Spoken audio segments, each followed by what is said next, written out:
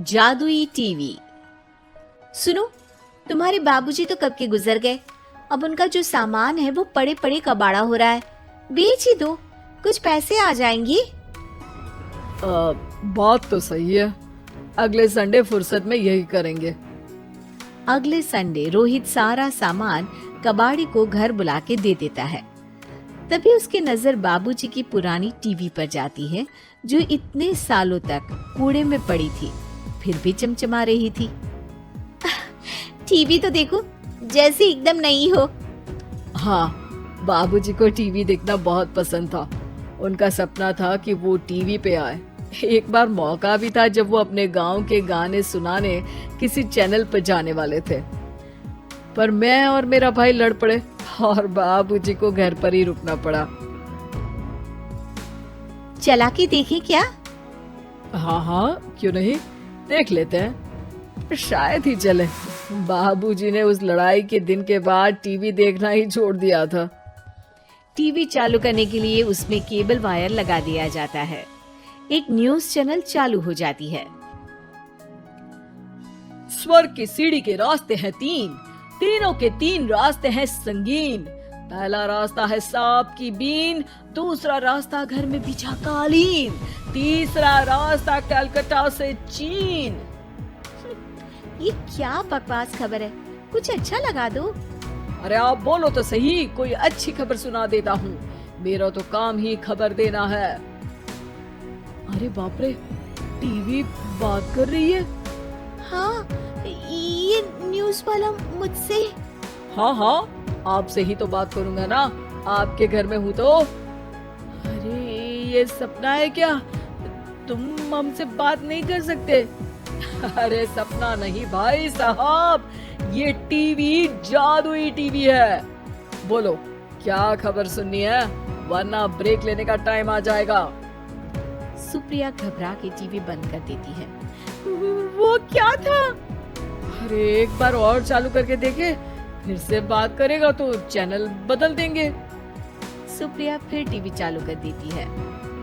अरे ऐसा कोई मुंह पे टीवी बंद करके जाता है क्या? मुझे बुरा लगा आपका नेचर। चाय पानी तो पूछो। सुप्रिया टीवी के बटन से चैनल बदल देती है। अब टीवी पर एक फिल्म चल रही है। अरे ये तो सूर्यवंशम है ना? हाँ, और ये ठाकुर को जहर की खीर दे दी और उसको पता भी नहीं है। ए भाई, खीर मत पीना, उसमें जहर है, मत पीना। ठीक है महाशय, जैसा आप कहें। हाँ। अरे आपकी बात मान ली, पूरी पिक्चर ही अब तो बदल जाएगी। मतलब ये सच में जादुई टीवी है?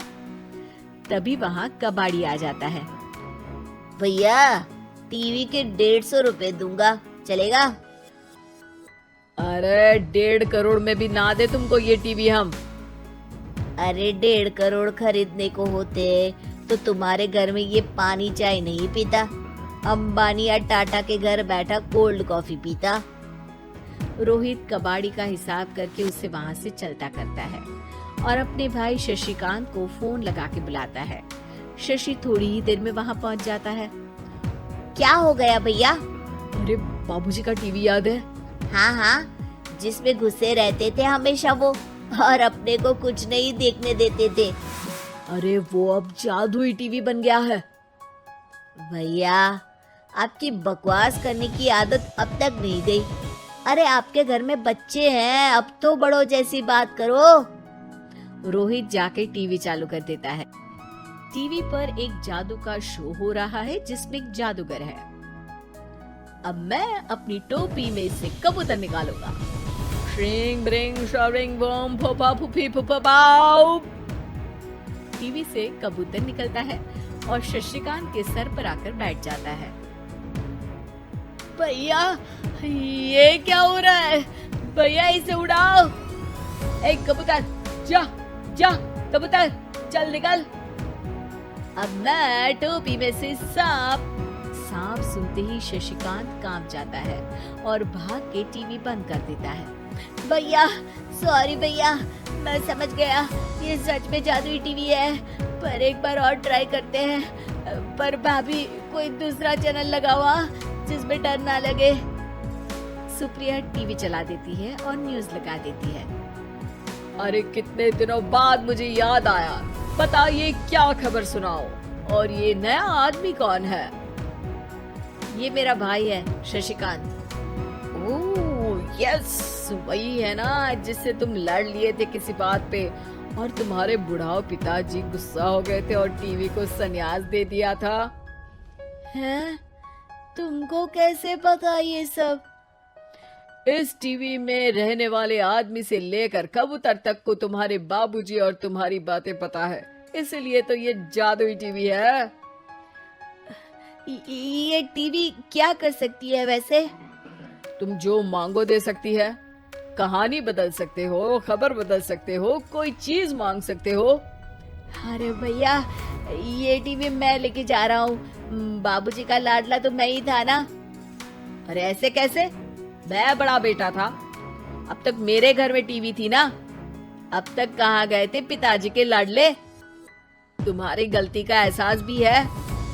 अरे भैया ज्यादा ना बोलो वरना भूल गए, आपके दांत तोड़ दिए थे मैंने उस लड़ाई में। मेरी बीवी के सामने मेरी बेइज्जती करता है। रुक। दोनों भाई हाथापाई पे उतर जाते हैं। रुक, बताता हूँ तुझे कि कौन बड़ा है। अरे छोटे का दम तो देख लीजिए आप।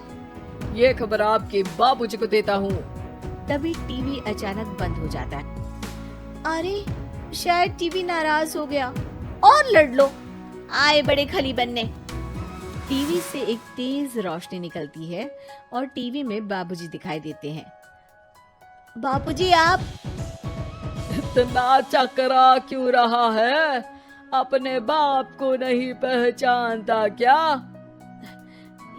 ये तो ऐसा ही है बाबूजी। प्रणाम बाबूजी। अरे चुप कर, तुम दोनों ही उल्टे हो। तुम्हारी वजह से मैंने टीवी में आने के सपने को छोड़ दिया, तुम्हारी लड़ाई की वजह से। और तो और, जितना मैं अपनी बीवी को नहीं देखता था उतना टीवी को देखता था, वो भी छोड़ दिया तुम दोनों की लड़ाई की वजह से। और अब मरने के बाद जब मैंने टीवी को जादुई टीवी बना दिया तो भी तुम इसका फल लेने की जगह लड़ रहे हो। अरे तुम तो लायक ही नहीं हो। अब तुमको बाबा जी का ठुल्लू भी नहीं मिलेगा। बाबूजी चले जाते हैं। टीवी बंद हो जाता है। रोहित और शशिकांत गिड़गिड़ा के टीवी के सामने हाथ जोड़ के बाबूजी को बुलाते हैं, पर टीवी सिर्फ धुआं निकालता रहता है।